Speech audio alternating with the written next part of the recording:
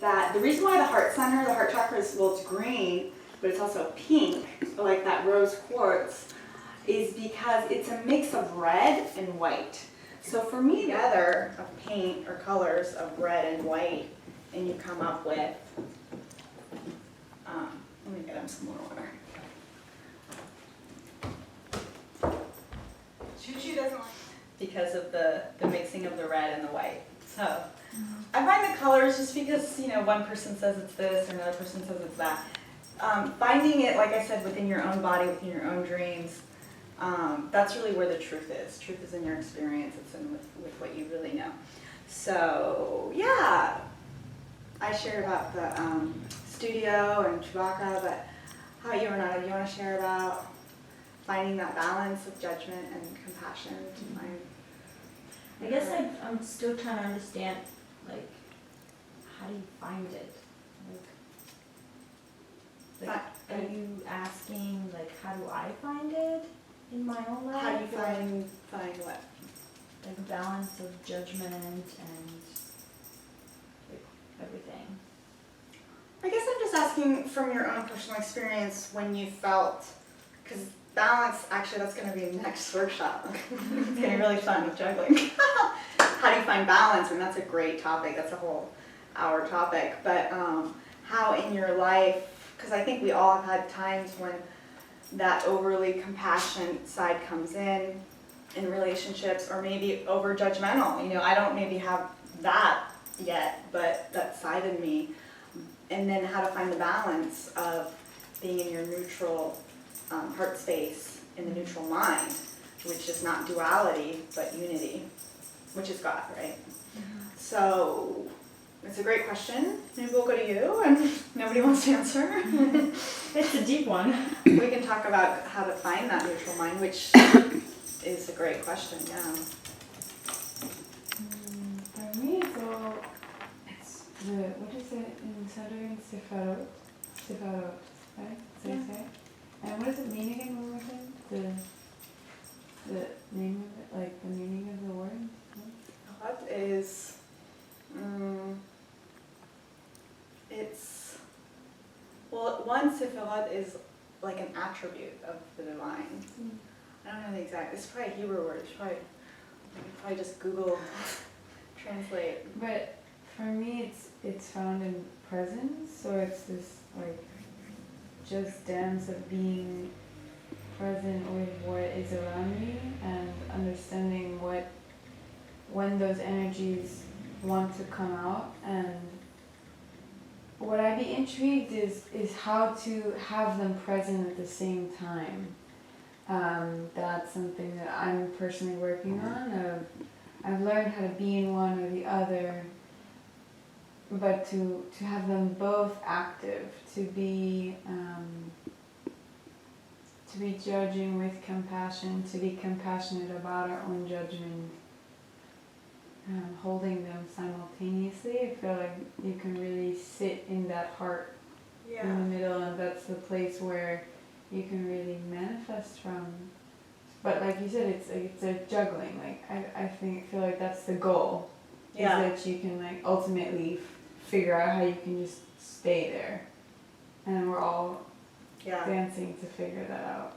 I love that, and I love that you just did this like natural mudra, which is to find that like nice grounded place. Oh, so it is. Did I say attribute? Because that's what it is. I did say that? Mm-hmm. No, I didn't. So it means attribute? It's attribute, emanations, attributes, yeah. Qualities. I have to look up Wikipedia. It says. It's Hebrew meaning emanations. It's the attributes. Yeah.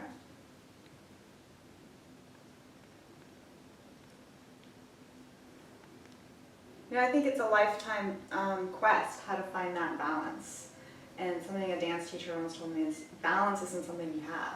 It's not like a dancer is on releve and that's it. It's a constant readjustment. It's a constant, checking in. And that's really, and you're at peace with it. It's like total calm within this imbalance, which is balance. And sometimes we get too heady. He said, you're just like, if you're doing like, whatever you're doing, it's like you're just standing on one leg You know, it's not a big deal. I mean, it takes a lot of years of practice before you can just do it, but the more you're really there, it's really easy and you get out of your head.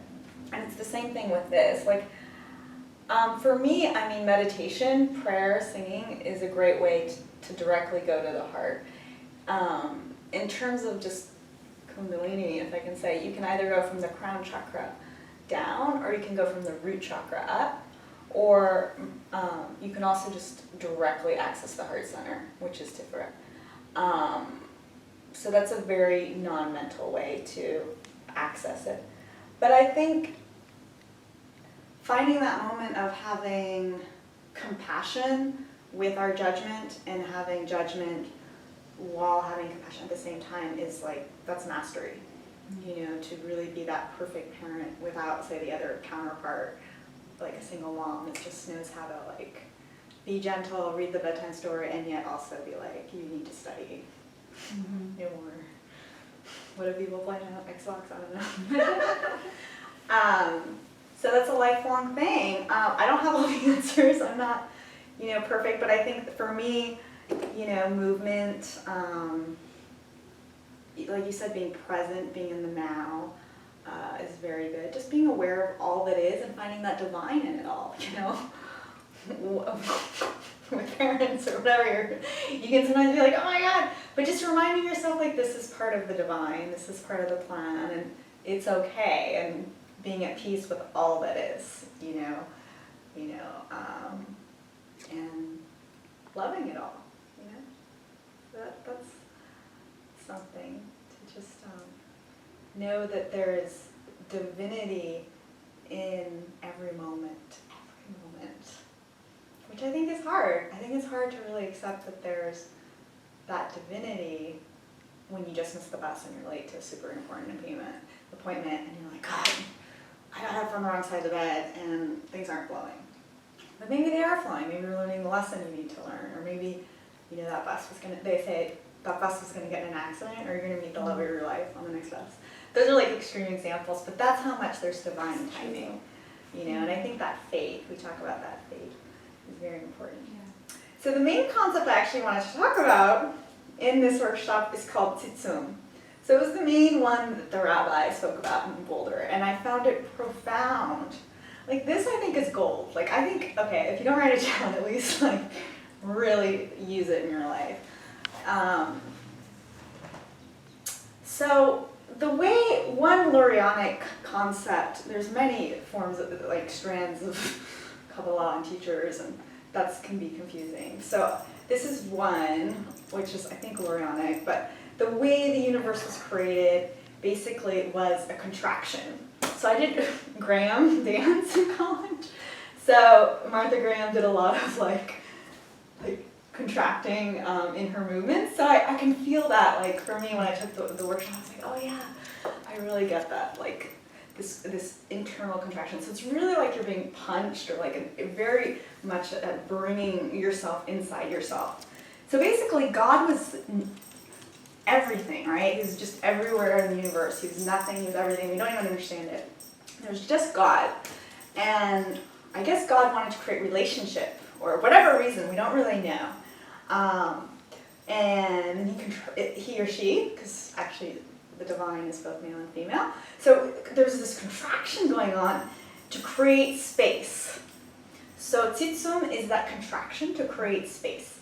And from there are these vessels of light, of God's light, and then there's so much light, it's so bright that the shattering of the vessels, all the sparks went everywhere. And anyway, then there was Adam Kadmon, which was the original man, and I don't know what happened, but our point, the objective of us, is to elevate these sparks through tikkun, or repairing, and to do mitzvot, good actions, and to, return the original man back. Now, so tzitsum is the concept we're going to talk about, which I think is really great. And on that note, I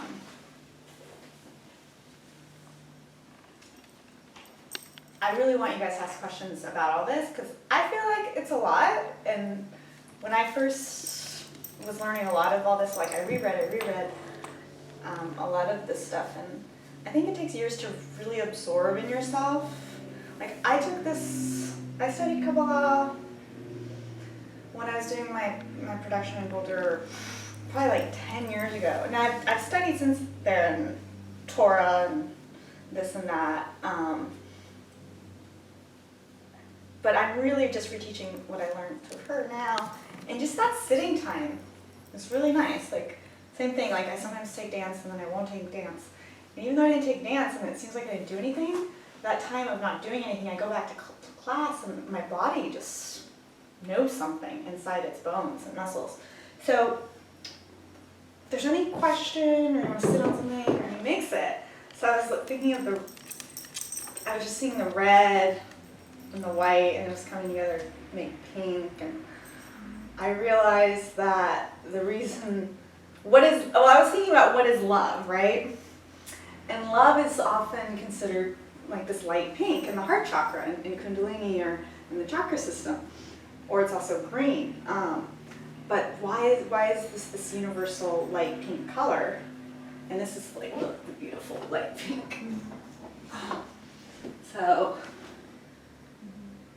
and I just said, well, it's because pink is a mixture of red and white. And white can be seen as purity, depending on what religion or culture. So that just, this pureness, right? Like white hasn't been tainted, it's clean.